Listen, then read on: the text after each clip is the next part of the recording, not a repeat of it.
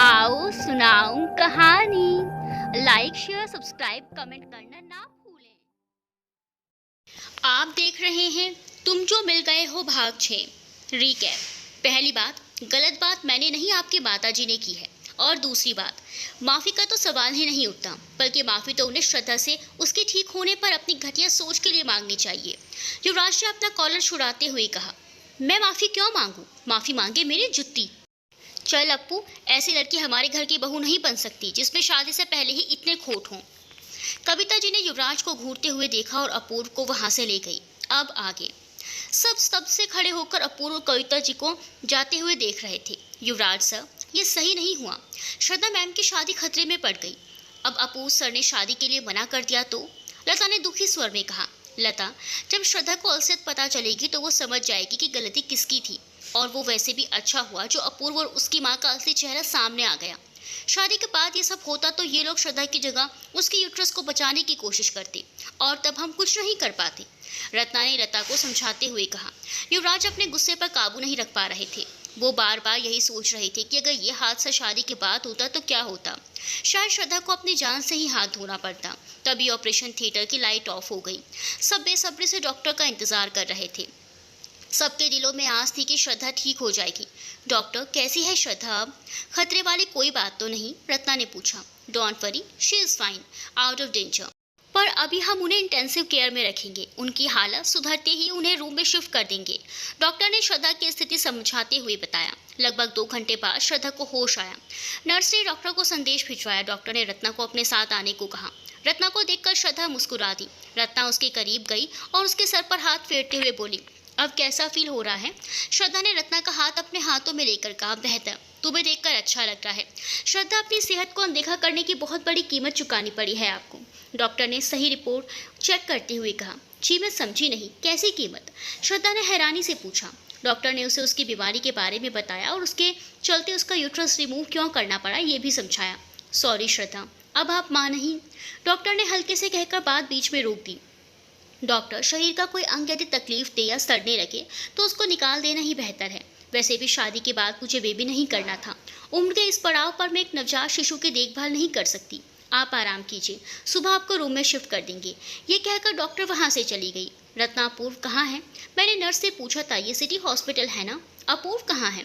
रत्ना श्रद्धा को अभी कुछ भी बताना नहीं चाहती थी। उसे समझ नहीं आ रहा था कि वो श्रद्धा के प्रश्न का क्या उत्तर दे। श्रद्धा, बाहर युवराज भी खड़ा है, मैं उसे अंदर भेजती हूँ, कहकर रत्ना बाहर चली गई। युवराज के अंदर आते ही श्रद्धा के चेहरे पर मुस्कान आ गई, पर युवराज का परेशान और उतरा हुआ चेहरा देखकर वो समझ गई कि ज़रूर कुछ बड़ी बात हुई है, वरना युवराज इतनी जल्दी परेशान होने वालों में से नहीं है। क्या हुआ? ऑपरेशन मेरा हुआ है, पर लगता है दर्द आपको हो रहा है। इतने परेशान क्यों हैं? श्रद्धा ने उनके मूड को ठीक करने के लिए व्यंग्य करते हुए कहा। आप अपना बिल्कुल ध्यान नहीं रखती। आपको पता है आपकी ऐसी हालत देखकर मैं कितना परेशान, मतलब हम सब कितने परेशान हो गए थे। हर समय स्ट्रेस लेती रहती हैं, दुनिया भर की टेंशन पाल रखी है, बस अपनी सेहत की चिंता नहीं है। आज कुछ हो जाता तो? युवराज बोलते ही चले जा रहे थे। आई एम सॉरी, आगे से कभी अपनी सेहत को नज़रअंदाज नहीं करूंगी। अब माफ़ कर दीजिए। और ये बताएं कि अपूर्व अभी तक क्यों नहीं आया? श्रद्धा ने फिर से अपूर्व के बारे में पूछा। युवराज की समझ नहीं आ रहा था कि वो उसे क्या कहे। सच्चाई इस समय बयान नहीं कर सकते और हो सकता है कि अपूर्व कल खुद आकर श्रद्धा से बात कर ले। श्रद्धा, अपूर्व एक बहुत बड़े ऑपरेशन में व्यस्त थे। वो आया था जब तुम्हें एडमिट करवाया था, डॉक्टर से बात भी करके गया था। शायद कल सुबह आएगा। तुम भी अब आराम करो, मैं यहीं रहूँगा। तुम्हें कोई भी ज़रूरत हो तो मुझे बता देना, युवराज ने बात को संभालते हुए कहा। अगले 4 दिनों तक सुबह रत्ना और लता शाम श्रद्धा के पास होते। दोपहर में स्कूल के बाद ज्योति, आभा या सुधा में से कोई एक श्रद्धा के पास रहता था और रोज रात को युवराज श्रद्धा की देखभाल करते थे। पर अपूर्व एक दिन भी नहीं आया श्रद्धा का हाल चाल पूछने। श्रद्धा हर किसी से अपूर्व के बारे में पूछती, पर सब उसे ये कहकर टाल देते कि वो अमेरिका से आए डॉक्टर्स के साथ बेहद व्यस्त है। श्रद्धा सोच में पड़ जाती कि आखिर कोई इतना व्यस्त कैसे हो सकता है कि वो अपनी होने वाली पत्नी से मिलने एक बार भी नहीं आ सकता। 5वें दिन श्रद्धा को डॉक्टर ने छुट्टी दे दी थी। युवराज श्रद्धा का सारा सामान इकट्ठा कर रहे थे। युवराज, मैं ज़रा अपूर्व के पास जा रही हूँ। आज मुझे डिस्चार्ज मिल रहा है और वो मुझसे मिलने तक नहीं आया, श्रद्धा उठते हुए बोली। युवराज ने उसे वापस बैठाते हुए कहा, ओ मैडम, यहीं बैठे रहो। कहाँ मतलब? उठकर चलने लगी। ये हॉस्पिटल है, पार्क नहीं, और आपको घूमना मना है अभी, टाँके टूट सकते हैं। पर मुझे अपूर्व से मिलना है। एक बार भी मुझसे मिलने नहीं आया और ना ही फ़ोन किया। ये कैसा बर्ताव है? श्रद्धा गुस्से में बोली। देखा, बदल गए ना समीकरण। अभी तो शादी नहीं हुई, फिर भी आपने उससे उम्मीदें लगानी शुरू कर दी। मेरा होने वाला पति है, उसकी इतनी मजाल कि वो मुझसे देखने नहीं आया? युवराज ने हंसते हुए कहा। पर उसका मन अंदर ही अंदर बहुत परेशान था। कमाल है युवराज, मैं इसलिए नहीं कह रही कि मैं उसकी पत्नी बनने वाली हूँ। रिश्ता चाहे दोस्ती का हो या प्यार का, इतनी उम्मीद तो हम कर ही सकते हैं ना कि जिनसे हम प्यार करते हैं या जो हमसे प्यार करते हैं वो हमारे सुख दुख में कम से कम हमें पूछे तो सही।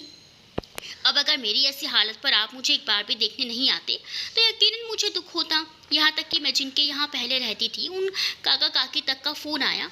आपसे शिखा को पता चला तो उसने भी मुझे फ़ोन किया, पर अपूर्व ना एक बार मिलने आया और ना ही फ़ोन किया। अजीब नहीं लगेगा? श्रद्धा ने अपना मत प्रकट किया। अच्छा, आप यही रुकिए, मैं जाता हूँ और पता करता हूँ। आप इतनी दूर जाएंगे और पता चला कि वो किसी ऑपरेशन में व्यस्त है तो बेकार थकान हो जाएगी। यहीं रुकिएगा। युवराज श्रद्धा को वहाँ छोड़ अपूर्व से मिलने चल पड़े। मन ही मन वो जानते थे कि अपूर्व का क्या जवाब होगा, पर फिर भी एक बार श्रद्धा के लिए फिर से उसका मन टटोलने चल पड़े। ओहो, मिस्टर युवराज सिंह राठौर, आइए। आज सूरज कहाँ से उगा है? आपके दर्शन हो गए। अपूर्व ने जोरदार कटाक्ष करते हुए कहा। श्रद्धा को आज डिस्चार्ज मिल रहा है, युवराज ने कहा। गुड, तो मैं क्या करूं? अपूर्व ने अपना असली रंग दिखाते हुए कहा। तुमसे मिलना चाहती है, एक बार चलकर उससे सब क्लियर कर देते। युवराज ने आग्रह किया। क्या क्लियर करना है? सब खत्म है, आपको तो पता है। आप ही बता दीजिए, मेरी क्या ज़रूरत है? अपूर्व ने एक फाइल खोलकर व्यस्त होने का नाटक करते हुए कहा। तो ये बात तुम अपने मुंह से श्रद्धा को बता दो तो अच्छा रहेगा। वो भी समझ जाएगी कि ये रिश्ता उसके लिए था ही नहीं, युवराज ने थोड़े कड़क स्वर में कहा। युवराज सिंह राठौर, रिश्ता तो उस दिन टूट गया था जब माँ ने घोषित कर दिया था कि ऐसी लड़की को जो माँ नहीं बन सकती वो हमारे घर की बहू नहीं बन सकती। अब और क्या एक्सप्लेन करना बाकी है? एक बात बताओ, तुम तो जानते ही थे कि श्रद्धा माँ नहीं बनना चाहती, फिर तुम्हें क्या दिक्कत थी उसके ऑपरेशन से? युवराज ने प्रश्न पूछा। अब तुमने पूछ ही लिया है युवराज, तो सुनो। पिछले 4 सालों से माँ मेरे पीछे पड़ी थी कि मैं शादी कर लूँ, क्योंकि उनको अपना वारिस चाहिए। पर मुझे शादी में कोई दिलचस्पी नहीं थी। मुझे तो अमेरिका जाकर कोर्स करना था, पर माँ को अकेले छोड़ जा भी नहीं सकता था, इसीलिए शादी के लिए मान गया। पर माँ को कोई लड़की पसंद ही नहीं आ रही थी। जब मेरी मुलाकात श्रद्धा से हुई तो लगा कि वो परफेक्ट रहेगी हमारे घर की बहू के रूप में। सुंदर है, अपना बिजनेस है, मेरी उम्र की है, पढ़ी लिखी है, इसीलिए श्रद्धा से नज़दीकियाँ बढ़ाई। पर तब थोड़ा धक्का लगा जब उसने बताया कि वो माँ नहीं बनना चाहती। फिर जो सोचा कि शादी के बाद सास और पति के प्रेशर में आकर मान जाएगी। अब श्रद्धा जैसी हॉट और सुंदर लड़की को अपने हाथ से कैसे जाने देता, और बचपन में उसके लिए फीलिंग्स भी थी दिल में, तो शादी के लिए माँ को भी बना दिया। पर इस बीमारी ने सब खेल खराब कर दिया। अब श्रद्धा मेरे किसी काम की नहीं, वो आज़ाद है। ये अंगूठी उसे वापस कर दीजिएगा, और प्लीज़ मेरी डायमंड रिंग मुझे भिजवा देना। अपूर्व ने अपना असली चेहरा और मकसद युवराज को दिखा दिया। तो तुमने श्रद्धा का इस्तेमाल किया? सच में तुम जैसे स्वार्थी इंसान जिंदगी में नहीं देखा। अच्छा हुआ जो ये सब शादी से पहले हुआ, बाद में हुआ होता तो श्रद्धा बर्दाश्त नहीं कर पाती, युवराज ने गुस्से से कहा। अफसोस श्रद्धा का इस्तेमाल नहीं कर पाया। वैसे एक रात के इश्क तो बहुत किए हैं जवानी में, पर श्रद्धा मिलती तो मज़ा ही आ जाता। अपूर्व ने अपनी गंदी सोच को उजागर करते हुए कहा। युवराज श्रद्धा के बारे में ये सब सुनते ही आग बबूला हो गए और अपूर्व का कॉलर पकड़कर बोले। सच में मेरा अगर क्रिमिनल रिकॉर्ड होता तो आज यही तुम्हारी घटिया सोच का खून कर देता। युवराज, पीछे से श्रद्धा के चिल्लाने की आवाज़ आई। युवराज ने पलटकर देखा तो श्रद्धा खड़ी थी। उसका शरीर गुस्से से कांप रहा था, आंखों में गुस्से की ज्वाला भड़क रही थी। वो धीरे धीरे चलते हुए कमरे के अंदर आई। श्रद्धा, आप क्यों आई? आपको भी चलना मना है। युवराज ने उसे सहारा देने के लिए हाथ बढ़ाया तो श्रद्धा ने उसका हाथ पीछे कर दिया और अपूर्व की तरफ बढ़ने लगी। अपूर्व की आंखों में कोई शर्म नहीं थी। वो घूरकर श्रद्धा को देखने लगा। तभी श्रद्धा ने उसके गालों पर एक जोरदार तमाचा मार दिया। अपूर्व कुछ पल के लिए हिल गया। श्रद्धा के इस अप्रत्याशित व्यवहार की उम्मीद नहीं थी उसे। कुछ पल बाद जब वो श्रद्धा के इस व्यवहार से उभरा, वो तेज आवाज में श्रद्धा पर हाथ उठाते हुए चीखा। श्रद्धा, तुम्हारी इतनी हिम्मत, तुमने मुझे? इससे पहले कि वो श्रद्धा को मार पाता, युवराज ने उसका हाथ पकड़ लिया। हाथ लगाया तो हाथ तोड़ दूंगा, अपनी हद में रह, युवराज ने कड़क आवाज में कहा। युवराज, ऐसे इंसान से और उम्मीद भी की जा सकती है। मुझे तो खुद से घृणा हो रही है कि मैं ऐसे सोच वाले व्यक्ति से शादी करने जा रही थी। इसके लिए पिछले 4 दिनों से परेशान हो रही थी, जबकि इसे तो मेरे मरने जीने से कोई फर्क ही नहीं पड़ता। कितनी बेवकूफ़ बन गई मैं, श्रद्धा ने युवराज को रोकते हुए कहा। तुम क्या बेवकूफ़ बनी? बेवकूफ़ तो मैं था जो इतने महीने तुम्हारे ऊपर बर्बाद कर दिए और हाथ पल्ले कुछ नहीं पड़ा। सोचा था नए साल से पहले अमेरिका की यूनिवर्सिटी में एनरोलमेंट के लिए अप्लाई कर दूंगा, पर तुम्हारे इस दोस्त की वजह से सारा प्लान चौपट हो गया। अपूर्व ने अपना बैग उठाया और रूम से बाहर निकल गया। श्रद्धा उसे देखती रह गई। उसकी आंखों से आंसू बहते ही जा रहे थे। तभी उसे अचानक चक्कर जैसे आ गए और उसने युवराज की मजबूत बाजों को कसकर पकड़ लिया। श्रद्धा, मना किया था आने के लिए, पर आप किसी की कहाँ सुनती हैं। चलिए जल्दी अपने रूम में। युवराज उसे अपनी बाहों के सहारे धीरे धीरे चलाते हुए लिफ्ट तक ले आए। जैसे ही वो दोनों रूम में पहुंचे, संजय और रत्ना उनका इंतजार कर रहे थे। श्रद्धा की आंखों में अब भी आंसू थे। युवराज ने रत्ना को इशारे से चुप रहने को कहा।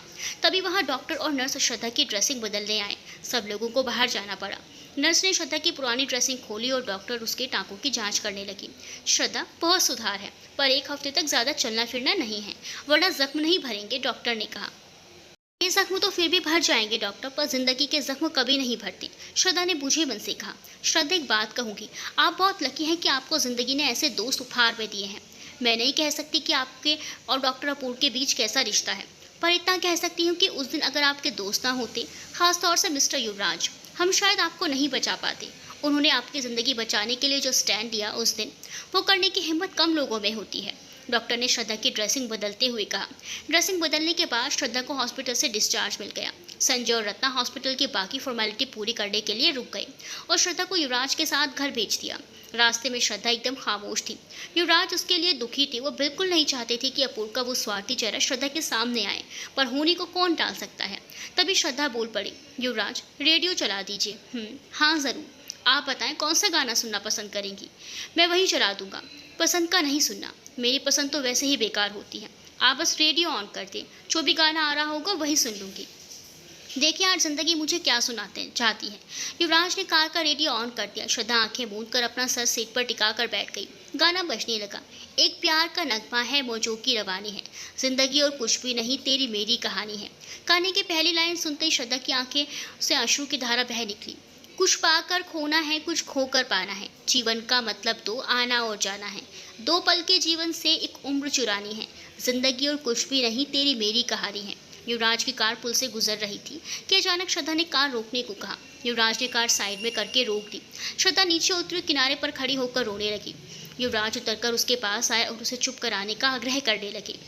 युवराज, काश मैंने दिल की जगह दिमाग की बात सुनी होती तो ये सब नहीं होता मेरे साथ, श्रद्धा ने रोते हुए कहा। श्रद्धा, प्यार के फैसले हमेशा दिल से होते हैं, दिमाग से नहीं, और ऐसा कुछ नहीं हुआ जिसे भुलाया ना जा सके, तो प्लीज़ आंसू पोंछ दीजिए। युवराज ने श्रद्धा के गालों से आंसू को पोंछते हुए कहा। अचानक श्रद्धा युवराज के गले लग गई। थैंक्स फॉर एवरीथिंग युवराज। युवराज ने झिझकते हुए श्रद्धा को अपनी बाहों में समेटते हुए कहा। एनीथिंग फॉर यू श्रद्धा। अंदर कार में गाना बज रहा था। तू धार है नदिया की, मैं तेरा किनारा हूँ, तू मेरा सहारा है, मैं तेरा सहारा हूँ, आंखों में समंदर है, आशाओं का पानी है, जिंदगी और कुछ भी नहीं, तेरी मेरी कहानी है। अगले 10 दिनों तक हर सुबह युवराज श्रद्धा के लिए नाश्ता तैयार करके लाते थे। उसके साथ बैठकर नाश्ता करते। उनके ऑफिस जाने से पहले रत्ना वहाँ आ जाती थी। श्रद्धा को उसके बाकी कामकाज में मदद करनी थी और दोपहर का खाना बनाकर रख जाती थी। दोपहर को रत्ना बच्चों के घर आने से पहले चली जाती थी और शाम तक के लिए लता वहाँ रुकती थी। और शाम को युवराज के वापस आने के बाद लता चली जाती थी। युवराज श्रद्धा के किचन में ही चाय पानी तैयार करते थे और दोनों साथ बैठकर पीते थे। रात का खाना वो अपने घर से बना कर ले आते थे। श्रद्धा रोज सुधा के से स्कूल की रिपोर्ट लेती थी। उसे खुशी थी कि तीनों मिलकर अच्छे से स्कूल को चला रही हैं। इस 10 दिनों में युवराज और श्रद्धा ने बहुत बातें की। दोनों ने अपनी जिंदगी की किताब एक दूसरे के सामने खोल कर रख दी। दोनों ने एक दूसरे के विचारों को समझा और उन्हें सराहा भी। युवराज ने बहुत कोशिश की कि वो श्रद्धा को उस हादसे से बाहर निकाल ले। यूं तो श्रद्धा की वो चिरपरिचित मुस्कान वापस आ गई थी, पर अभी भी मन के किसी कोने में वो खुद से ही नाराज थी। टाँके खुलने के बाद श्रद्धा ने स्कूल जाना शुरू कर दिया। वहाँ जाकर उसके मन को शांति मिलती थी और बच्चों के बीच समय कब निकल जाता पता ही नहीं चलता था। एक दिन श्रद्धा अपनी बालकनी में बैठ गुजरे 2 महीने को याद कर रही थी। उसकी आंखों से बेबस आंसू बहने लगे। तभी युवराज वहां आकर बोले, बस कीजिए श्रद्धा, क्यों ऐसे इंसान के लिए अपने आंसू, अपना समय और अपना मन खराब कर रही हैं जो इसके लायक भी नहीं है। आप एक बहुत सशक्त महिला हैं श्रद्धा। जिंदगी में कितने उतार चढ़ाव आपने हंसते हुए पार कर लिए। जब आप तब परेशान नहीं हुई तो अब क्यों हो रही हैं? बल्कि मैं तो कहता हूँ कि जो हुआ अच्छा हुआ। कम से कम आप उस फरेब से तो बच गई जो आपके साथ होने वाला था। इसीलिए प्लीज़ दोबारा उस घटना को और उस इंसान को याद करके कभी आंसू नहीं बहाने। वो आपके आंसुओं के भी काबिल नहीं है। युवराज, आप ठीक कह रहे हैं। न जाने क्यों मैं इतनी कमज़ोर हो गई। सच में वो तो मेरे आंसुओं के भी लायक नहीं है। श्रद्धा की आवाज़ में एक दृढ़ संकल्प था। श्रद्धा अग्निहोत्री इतनी कमज़ोर नहीं है कि कोई भी ऐरा गैरा उसके मन की मजबूत नींव को हिला दे। आप उन महिलाओं में से हैं जिन्होंने ज़िंदगी अपनी शर्तों पर जी है। ज़माने ने उन्हें गलत समझा, पर उनके बुलंद हौसले को कभी तोड़ नहीं पाया। इसीलिए आज से वही श्रद्धा वापस चाहिए जिसने मेरी गाड़ी को टक्कर मारी थी। कहते हुए युवराज हंस पड़े और श्रद्धा भी उनके साथ हंस दी। दोनों अक्सर एक दूसरे के साथ समय बिताने लगे थे। दोनों को ही एक दूसरे का साथ पसंद आता था। उनकी ये नज़दीकियाँ रत्ना और संजय से छुपी नहीं थी। वो दोनों खुश थे ये देखकर कि युवराज श्रद्धा एक दूसरे के साथ बहुत सहज महसूस करते हैं, पर वो चाहते थे कि वो दोनों अपने दिल की बात एक दूसरे को बता दें। रत्ना ने श्रद्धा का मन टटोलने की बहुत कोशिश की, काफी बार उसे संकेत देने की भी कोशिश की। श्रद्धा उसके संकेतों को भाप जाती थी, पर कुछ जवाब नहीं दे पाती थी। सोसाइटी कंपाउंड, दिवाली मेला लगा हुआ था। चारों तरफ रोशनी ही रोशनी थी। सब लोग सोसाइटी कंपाउंड में एकत्रित होकर दिवाली मेले का आनंद ले रहे थे। आसपास के सभी सोसाइटी ने दिवाली वाले दिन मेले का आयोजन किया था, जिससे सभी त्योहार का भरपूर मजा ले सके और पटाखों से दूर रहें। दिल्ली में बढ़ते प्रदूषण के चलते ये निर्णय लिया गया। युवराज और संजय बच्चों के साथ रत्ना और श्रद्धा का इंतजार कर रहे थे। कितना समय लगाती हैं ये औरतें यार, युवराज ने चिढ़ते हुए कहा। तेरी वाले को तो पता नहीं, पर मेरी वाले को तो बहुत समय लगता है, संजय ने तपाक से उत्तर दिया। युवराज ने उसे अचंभित होकर देखते हुए पूछा, ये तेरी वाले का क्या मतलब?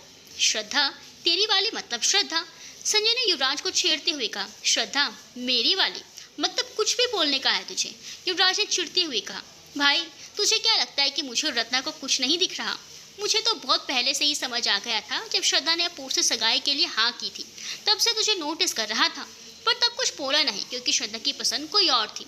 पर अब क्या परेशानी है? अब तो तू बोल सकता है। संजय ने युवराज को श्रद्धा से अपने दिल की बात कहने पर जोर देते हुए कहा। तेरे प्रश्न में ही मेरी उत्तर भी छुपा है। श्रद्धा की कोई पसंद और था। संजय, जब उस समय श्रद्धा की पसंद मैं नहीं था तो आज कैसे हो सकता हूँ? सोचना इस बारे में, युवराज ने संजय को जवाब दिया। रत्ना और श्रद्धा तैयार होकर कंपाउंड में आ रहे थे। उन्होंने दूर से युवराज और संजय को खड़े देख लिया था। रत्ना बोली, आज तो युवराज बहुत स्मार्ट लग रहा है ना श्रद्धा? युवराज तो हमेशा स्मार्ट लगते हैं, श्रद्धा ने जवाब दिया। पर श्रद्धा की नजरें युवराज से हट ही नहीं रही थी। वो मन ही मन यही सोच रही थी कि क्यों भीड़ भाड़ में युवराज को देखकर उसे सुकून मिलता है, क्यों उनका आसपास होना उसे प्रफुल्लित करता है, क्यों सगाई वाले दिन भी वो युवराज के साथ बिताए खूबसूरत लम्हों को याद कर रही थी। ऐसा है कि आज सब अपनी तरह से मज़े करेंगे। बच्चों, तुम लोग अपने दोस्तों के साथ जाओ और एंजॉय करो, पर बेकार की चीज़ें मत खरीदना, रत्ना ने सबके पास पहुंचकर ऐलान किया। बच्चे खुशी से उछलते हुए अपने दोस्तों के साथ चले गए। गुड, वरना बेचारे हमारे साथ उतना मज़ा नहीं कर पाते। चलो अब चलें। फिर कुछ समय से स्टेज परफॉर्मेंस भी स्टार्ट होने लगी। युवराज ने कहा, प्लान में थोड़ा चेंज है, हम दोनों आज अकेले टाइम स्पेंड करेंगे, तो स्टेज परफॉर्मेंस के समय मिलते हैं। ये कहकर रत्ना और संजय वहाँ से चले गए। युवराज उन्हें रुकने के लिए आवाज़ दे रहे थे कि श्रद्धा ने उन्हें रोकते हुए कहा, युवराज, आप उन्हें आपस में एंजॉय करने दीजिए, ऐसे मौके उन्हें कहाँ मिलते हैं। तो अब हम क्या करें अकेले? युवराज ने वहीं बैठते हुए कहा। दो लोग अकेले होते हैं, ये पहली बार सुन रही हूँ, श्रद्धा ने हंसते हुए कहा और फिर युवराज का हाथ पकड़कर उन्हें उठाते हुए बोली, चलिए गेम्स वाले स्टॉल पर चलते हैं। बच्चों ने बताया था कि वहाँ बहुत बढ़िया गेम्स होते हैं। उठिए आप, युवराज हंसते हुए उठे। बिल्कुल बच्चों की तरह हरकतें करती हैं आप। चलिए घुमाते हैं आज आपको मेला। दोनों हंसते हुए वहाँ से चल पड़े। दोनों ने लगभग सब गेम्स खेले, rifle shooting, disc throwing, pyramid making वगैरह वगैरह। दोनों ने एक साथ बहुत मज़े किए। दोनों भले एक दूसरे से बात नहीं कह पा रहे थे, किंतु एक दूसरे के साथ उन्हें बहुत अच्छा लगता था। संजय और रत्ना चोरी छिपे दोनों को देख रहे थे। ये आइडिया काम करेगा क्या? संजय ने चाउमीन खाते हुए कहा। कम से कम दोनों साथ में तो हैं और दोनों को एक दूसरे का साथ पसंद है। रत्ना ने फ्रूट चाट खाते हुए कहा, पर रत्नू, इतने से कुछ नहीं होगा, कुछ और करना पड़ेगा जिससे ये दोनों और करीब आ जाएं। सोचो कुछ ऐसा जिसमें इनके दिल की एक दूसरे के लिए हलचल पैदा हो, संजय ने कहा। सब कुछ मैं ही सोचूं और तुम चाउमीन खाओगे? रत्ना ने संजय को गुस्से से देखते हुए कहा। तुम टैलेंटेड हो रत्तू, मेरे पास तो दिमाग ही नहीं है। You have beauty with brain. Sanjay एक सफल पति की तरह अपनी पत्नी को चने के झाड़ पर चढ़ाने जानता था। हो बेबी, कितने स्वीट हो तुम। एक आइडिया तो है दिमाग में, चलो मेरे साथ। रत्ना संजय को कहीं लेकर चली गई। कुछ समय पश्चात सब लोग कंपाउंड के दूसरी तरफ लगी कुर्सियों पर बैठ गए। दिवाली के दिन की यादगार बनाने के लिए सोसाइटी ने स्टेज परफॉर्मेंस रखी थी। स्टेज पर सब इंतजाम कर रखे थे। ऑर्केस्ट्रा, डिस्को लाइट, सब बहुत शानदार लग रहा था। सबसे पहले बच्चों ने अपनी परफॉर्मेंस दी। उर्वी ने भी सोलो डांस परफॉर्मेंस दी। सबने उसके लिए खूब तालियां बजाई। रत्ना और संजय बहुत गर्व महसूस कर रहे थे। युवराज ने एक मैजिक शो पेश किया। संजय तो हैरान रह गए अपने बच्चों की छिपी हुई कला को देखकर। अन्य बच्चों ने भी अपने गानों, डांस और मिमिक्री परफॉर्मेंस से सबका दिल जीत लिया। बच्चों की परफॉर्मेंस के बाद बड़ों की बारी आई। कुछ लोगों ने कविता पाठ किया, औरतों के एक ग्रुप ने बहुत लाजवाब डांस किया, पर बड़ों ने बच्चों की तरह खुलकर भाग नहीं लिया। सोसाइटी के प्रेसिडेंट मिसेस मेहता स्टेज पर आई और सबको संबोधित करते हुए बोली, आप सभी को दिवाली के पर्व की हार्दिक शुभकामनाएं। इस साल हमने एक नई शुरुआत की है, साथ में मिलकर दिवाली मनाने की और पटाखों को ना जलाने की। मैंने देखा कि बच्चों ने इसमें बढ़ चढ़कर हिस्सा लिया, पर बड़ों को थोड़ी हिचकिचाहट हो रही थी। पर यहाँ बहुत से लोग हैं जिनके पास असीम टैलेंट है, तो उस टैलेंट को बाहर लाने के लिए हम एक गेम खेलेंगे, जिसके बारे में हमें विस्तार से मिसेस जुनेजा बताएंगी। मिसेस जुनेजा का नाम सुनते ही श्रद्धा को हंसी आ गई। वो शरारती अंदाज में युवराज से बोली, युवराज, आपकी सबसे बड़ी फैन, शुभचिंतक और फॉलोअर। व्यंग्य मारने का एक भी मौका नहीं चूकती आप श्रद्धा। युवराज ने मुंह बनाते हुए कहा, आप जानते हैं 40 से 45 के एज ग्रुप की औरतों में आप कितने फेमस हैं। उनका बस नहीं चलता, वरना वो आपसे एक्स्ट्रा मेंटल अफेयर करने को तैयार। मुबारक हो युवराज साहब, कहाँ मिलती है इतनी लोकप्रियता। श्रद्धा ने दबी हंसी हंसते हुए कहा, आपका हो गया हो तो सुन ले, ये क्या खेल है, बस बोलने का मौका चाहिए। युवराज पूरी तरह चिढ़ उठे थे और श्रद्धा को युवराज के इस गुस्से पर बहुत मजा आ रहा था। दोस्तों, इस खेल में हमने पहले से ही कपल्स के नाम यहाँ बॉल में रखे हुए हैं। समय की कमी है, इसीलिए केवल 10 परफॉर्मेंस होंगी। उनमें जिस कपल का नाम आएगा उसे इस दूसरे बॉल में पड़ी पर्ची उठानी होगी। जो टास्क आएगा वो उन्हें बेझिझक करना होगा। मिसेस जुनेजा ने कहा, चलो शुक्र है हम दोनों बच गए। आराम से बैठो, सबकी परफॉर्मेंस एंजॉय करो। युवराज ने कुर्सी पर आरामदायक मुद्रा में बैठते हुए कहा। परफॉर्मेंस शुरू हुई। शुरू के 2-3 कपल्स ने डांस किया, फिर पर्ची निकाली संजय और रत्ना की। उन्हें एक दूसरे को प्रपोज करने को कहा गया। संजय गुलाब का फूल हाथों में लेकर घुटनों के बल बैठते हुए बोला, रत्ना, यूँ तो हमारी शादी को कुछ समय में 15 साल होने वाले हैं, पर आज भी लगता है कि तुम नई नवेली दुल्हन हो जिसने अपने प्यार से मेरा सारा घर बहका रखा है। आज भी तुम्हारे साथ वक्त बिताने के लिए मौका ढूंढता हूँ। बच्चों के साथ तुम्हें खिलखिलाकर हंसते देखता हूँ तो मन प्रसन्न हो जाता है। आज भी तुम्हारी बातों का दीवाना हूँ। तुमने मेरी जिंदगी को पूर्ण कर दिया। रत्ना, के तुम अगले आने वाले जन्मों में भी मेरी महबूबा बनना पसंद करोगी? रत्ना ने फूल लेकर शर्माते हुए कहा। हाँ। सब लोगों ने खूब तालियां बजाई। युवराज और श्रद्धा उनके लिए बहुत खुश थे। धीरे धीरे समय आया आखिरी पर्ची निकलने का। आखिरी पर्ची निकली तो उसमें नाम आया युवराज श्रद्धा का। सब लोग हैरानी से उन्हें देखने लगे। कुछ आदमी तो उठकर युवराज को मुबारकबाद देते हुए बोले, युवराज, यार बताया भी नहीं, चुपके चुपके शादी कर ली। अरे ऐसा बिल्कुल नहीं है, हम दोनों तो सिर्फ। युवराज सबको समझाने लगे, कोई नहीं युवराज साहब, नहीं की तो कर लीजिए, आप दोनों साथ में बहुत अच्छे लगते हैं। मिसेस त्रिपाठी व्यंग्यात्मक हंसी हंसते हुए बोली। मिसेस त्रिपाठी, ऐसा है ही नहीं, पता नहीं किसने हमारे नाम की पर्ची डाल दी। हाँ, कोई नहीं, दोबारा निकाल लीजिए। श्रद्धा ने मिसेस जुनेजा की तरफ देखते हुए कहा। पर मिसेस जुनेजा को तो आज मौका मिला था श्रद्धा की हंसी उड़वाने का। वो बोले, युवराज साहब, वैसे भी आपके गाने के बिना कोई महफिल खत्म कैसे हो सकती है, तो प्लीज़ मूड खराब मत कीजिए, आ जाएं आप दोनों। युवराज, श्रद्धा प्लीज़ यार जाओ ना, इतनी बढ़िया शाम का कबाड़ा मत करो, रत्ना खींचते हुए बोली। इससे पहले युवराज कुछ कहते श्रद्धा ने उन्हें इशारा करके चलने के लिए कहा। उनको स्टेज पर जाता देख रत्ना और संजय ने हंसते हुए एक दूसरे के हाथ पर हल्के से ताली दी। आखिरकार उनका प्लान तो कामयाब हो गया था। उनके स्टेज पर पहुंचने के बाद मिसेस जुनेजा ने श्रद्धा की तरफ व्यंग्यात्मक हंसी हंसते हुए बोल से पर्ची निकाली और उसे पढ़कर माइक पर आकर बोली, वाह क्या टास्क मिला है युवराज साहब और श्रद्धा को गाना गाते हुए डांस करना है, और गाना भी तो बहुत खूबसूरत है। ये रात, ये मौसम, नदी का किनारा, ये चंचल हवा, बेस्ट ऑफ लक। ये कहकर मिसेस जुनेजा ने श्रद्धा को फिर से देखा और हंसते हुए नीचे उतर गई। शायद मिसेस जुनेजा को इसमें अपनी जीत नजर आ रही थी, पर उन्हें ये नहीं पता था कि श्रद्धा को गाना भी गाना आता है। सब लोग मिलकर उन दोनों को प्रोत्साहन बढ़ाने के लिए उनका नाम लेकर तालियां बजाने लगे। श्रद्धा, आप तैयार हैं? युवराज ने धीरे से कहा। जी आप शुरू करें, मैं तैयार हूँ। तो दीजिए अपना हाथ मेरे हाथों में, युवराज ने कहा। तो श्रद्धा ने हैरानी से उन्हें देखा। मैडम डांस भी करना है, भूल गई क्या? इसलिए हाथ मांग रहा हूँ, युवराज ने तंज कसते हुए कहा। श्रद्धा ने मुस्कुराते हुए अपना हाथ युवराज के हाथों में दे दिया। ऑर्केस्ट्रा वालों ने धुन शुरू की। युवराज ने गाना शुरू किया। ये रातें, ये मौसम, नदी का किनारा, ये चंचल हवा, कह दो दिलों ने कि मिलकर कभी हम ना होंगे जुदा। श्रद्धा के इतना खूबसूरती से गाते ही वहाँ बैठे सब लोग ताली बजाने लगे। मिसेस जुनेजा तो अपने कानों पर विश्वास ही नहीं कर पाई। धुन आगे बढ़ी। युवराज श्रद्धा दोनों अब थोड़े सहज हो गए। दोनों अब एक दूसरे के करीब होकर डांस करने लगे। युवराज ने श्रद्धा को अपनी तरफ खींचा और उसकी आंखों में आंखें डालकर अपनी पंक्तियाँ गाई।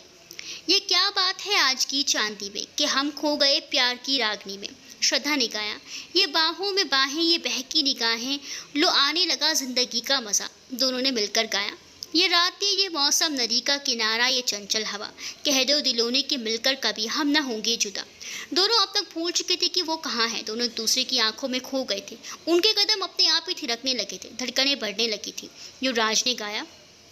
कसम है तुम्हें तुम अगर मुझसे रूठे रहे सांस जब तक ये बंधन न टूटे। तुम्हें दिल दिया है ये वादा किया है सनम मैं तुम्हारी रहूंगी सदा। श्रद्धा की ये पंक्तियां गाते ही युवराज उसे देखकर मुस्कुराने लगे। श्रद्धा ने शर्माकर अपनी नजरें झुका ली। युवराज ने उसे अपनी ओर करीब खींचा और दोनों ने मिलकर मुखड़ा दोहराया। ये रातें, ये मौसम, नदी का किनारा, ये चंचल हवा, कह दो दिलों ने कि मिलकर कभी हम न होंगे जुदा। ये रातें, ये मौसम, नदी का किनारा, ये चंचल हवा। गाना कब खत्म हुआ उन्हें एहसास ही नहीं हुआ। वो धीरे धीरे डांस करते हुए मुखड़े की धुन को बार बार गुनगुना रहे थे। उन्हें सबके होने का एहसास तब हुआ जब सब लोगों ने तालियां बजानी शुरू कर दी। उन तालियों ने सबसे तेज थी संजय की सीटी की आवाज़। युवराज और श्रद्धा ने सबका अभिवादन स्वीकार किया और स्टेज से उतर गए। क्या बात है, झंडे गा दिए तुम दोनों ने, क्या गाया तुमने, सुपर से भी ऊपर। युवराज संजय ने कहा, भाई तू तो ऐसे खुश हो रहा है जैसे हमने इंडियन आइडल जीत लिया हो। युवराज ने हंसते हुए कहा। तभी रत्ना ने दोनों की बनाए लेते हुए कहा, कितने परफेक्ट लग रहे थे तुम एक साथ, नजर ना लगी तुम दोनों को। हाँ, रत्ना ये क्या कह रही हो युवराज, ये दोनों आज पागल हो गए हैं, अब घर चले। श्रद्धा ने रत्ना को खींचकर बिल्डिंग की तरफ ले जाते हुए कहा। रत्ना और संजय ने सोचा था कि उस दिन के इतने करीब डांस और गाने के बाद शायद दोनों एक दूसरे से अपने दिल की हाल बयां कर देंगे, पर उनके इस प्लान पर पानी फिर गया। दोनों अब भी खामोश थे। एक दूसरे के प्रति दिल में फीलिंग्स होते हुए भी दोनों ना जाने क्यों एक दूसरे को अपने दिल की बात कहने से संकोच में कर रहे थे। रत्ना और संजय ये देखकर बहुत हताश थे। उन दोनों ने अपनी अपनी तरह से बहुत बार कोशिश करके देख ली, पर कोई सफलता हासिल नहीं हुई। यूँ तो उस दिन के बाद से युवराज और श्रद्धा एक दूसरे की ओर भी करीब आ गए। दोनों एक दूसरे का सानिध्य बहुत पसंद था। शायद कहीं ना कहीं वो दोनों जानते भी थे कि उनके दिलों में क्या है, पर इकरार जुबान पर आते आते रुक जाता था। दिसंबर का माह शुरू हो चुका था और एक हफ्ते बाद नया साल आरंभ होने वाला था। रत्ना और संजय ने इसका एक तोड़ निकाल लिया। 6 दिन बाद यानी कि 31 दिसंबर को उनकी शादी की 15वीं सालगिरह आने वाली थी। दोनों ने तय किया कि वो इसे धूमधाम से मनाएंगे और उस दिन युवराज श्रद्धा के मुंह से एक दूसरे के लिए इजहार मोहब्बत करवा कर रहेंगे। तुम दोनों टाइम पर पहुंच जाना, लेट मत करना, रत्ना ने श्रद्धा को फ़ोन पर कहा। पहुंच जाएंगे, तुम टेंशन मत लो, श्रद्धा ने कहा। और हाँ, ड्रेस कोड है रेट्रो लुक, तो कुछ बढ़िया सा पहन कर आना। और श्रद्धा उस इडियट को भी कोई आइडिया दे देना, वरना तो वो ऐसे ही जीन्स शर्ट में आ जाएगा, रत्ना ने हंसते हुए कहा। फिक्र मत करो रत्ना, तुम अपनी तैयारी पर फोकस करो।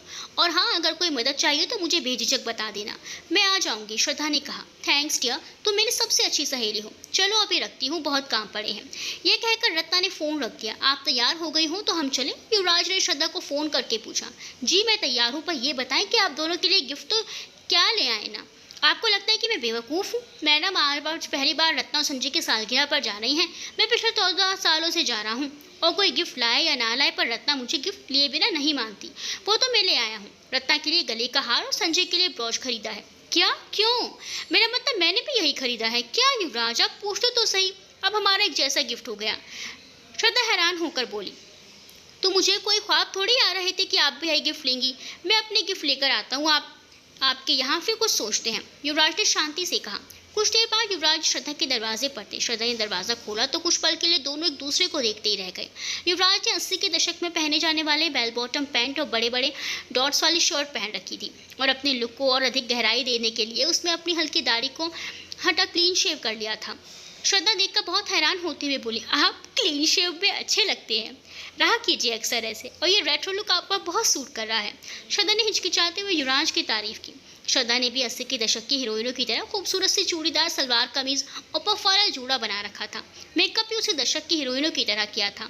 आप भी बहुत अलग लग रही हैं, मेरा मतलब है बहुत खूबसूरत लग रही हैं, युवराज ने श्रद्धा की तारीफ करते हुए कहा। अंदर तो आइए युवराज। दोनों ने अपने अपने गिफ्ट एक दूसरे को दिखाया। युवराज गले का हार तो काफ़ी हद तक एक जैसा ही लग रहा है। ब्रोच की शेप अलग है पर डिज़ाइन एक जैसा ही है, युवराज ने कहा। अब क्या करें, कितनी मेहनत की थी कल इन दोनों के लिए ऑनलाइन शॉपिंग करने में। श्रद्धा पूछे मन से कुर्सी पर बैठ गई। हताश ना हो श्रद्धा, इसका सोल्यूशन है मेरे पास। देखिए, गले का हार आपका वाला ज़्यादा खूबसूरत लग रहा है और ब्रोच का भले ही डिज़ाइन एक जैसा है, पर मैं जानता हूँ कि संजय को मेरे वाले ब्रोच की शेप ज़्यादा पसंद आएगी क्योंकि वो यही पहनता है। तो इसमें सोल्यूशन कहाँ है युवराज? श्रद्धा चिढ़ते हुए बोली।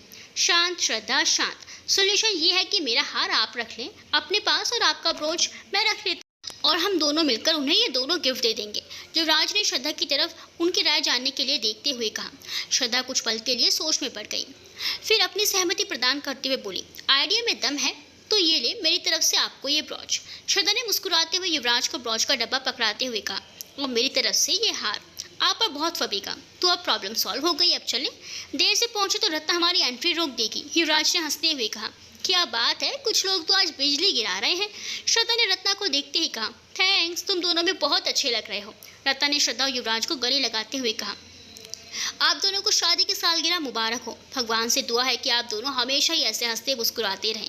श्रद्धा ने रत्ना और संजय को बधाई देते हुए कहा, तुम ऐसे ही चुप खड़ी रहोगे युवराज, हमें विश नहीं करोगे? रत्ना ने युवराज को मुक्का मारते हुए कहा, आउच, मैं तो ये सोच रहा था कि तुम दोनों को एक साथ 15 साल हो गए हैं। कैसे? युवराज ने अपना हाथ मसलते हुए कहा। रत्ना ने युवराज को एक और मुक्का मारते हुए कहा, बस तुमसे यही उम्मीद थी, कुछ सीखो श्रद्धा से। अब चलो मेरा गिफ्ट दो। रत्ना ने अपना हाथ आगे बढ़ाते हुए कहा, गिफ्ट? ऐसा है कि इस बार कुछ अलग किया है हमने। युवराज ने श्रद्धा की तरफ देखते हुए कहा, ओहो, क्या अलग है भाई, बहुत उत्सुकता हो रही है जानने की। रत्ना ने उछलते हुए कहा, रत्ना, ये हम दोनों की तरफ से तुम्हारे लिए और संजय ये आपके लिए। श्रद्धा ने उन दोनों को उनके गिफ्ट पकड़ाते हुए कहा। दोनों ने अपने गिफ्ट पकड़े और एक दूसरे को हैरानी से देखा।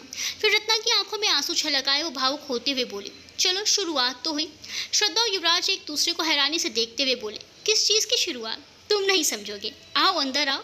रत्ना उन्हें अंदर आमंत्रित करते हुए बोली। पार्टी बहुत जोर शोर से चल रही थी। सब मेहमान रत्ना और संजय की मेहमान नवाजी की सराहना कर रहे थे। रत्ना, हमें रेट्रो लुक में बुलाया है तो कुछ धमाका तो करो, एक मेहमान ने कहा। बस कुछ गेस्ट का इंतजार कर रहे हैं, उनके आते ही शुरू करते हैं, तब तक आप स्टार्टर्स और डिनर का लुत्फ उठाइए। रत्ना ने उन्हें कहा और संजय को ढूंढने लगी। संजय, रत्ना ने उसे इशारे से बुलाते हुए कहा, बोलो रत्तू, क्या हुआ? अरे अपना प्लान एग्जीक्यूट करने का वक्त आ गया है। रत्तू, फिर से सोच लो, कहीं गड़बड़ ना हो जाए। संजय ने उसे चेतावनी देते हुए कहा, कोई गड़बड़ नहीं होगी, आज तो आर या प्यार। रत्ना ने संजय को हौसला बंधाते हुए कहा, फिर ठीक है, चलो मैं युवराज को देखता हूँ और तुम श्रद्धा को हैंडल करो। कहकर दोनों अपने अपने मिशन की ओर निकल पड़े। जारी है।